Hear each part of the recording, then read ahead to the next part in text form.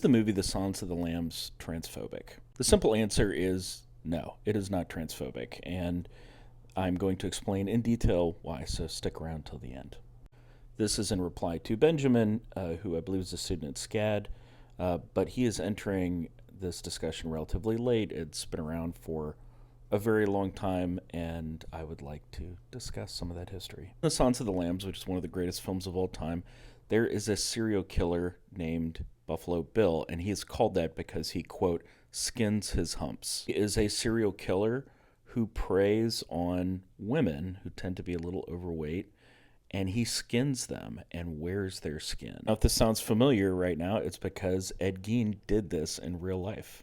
So this is a real-world element that was used by Thomas Harris, the novelist, and then subsequently Jonathan Demme in the making of Silence of the Lambs. Question is, how did they choose to use this in their storytelling?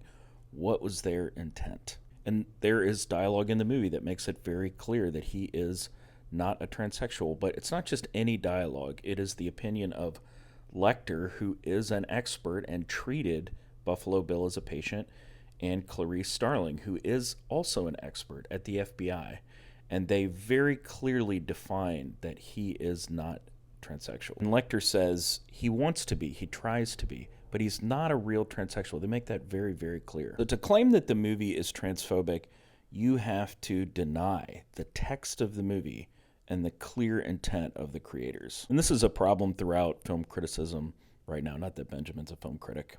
Can you argue as a film historian that Silence of the Lambs employs the trope of the predatory transsexual?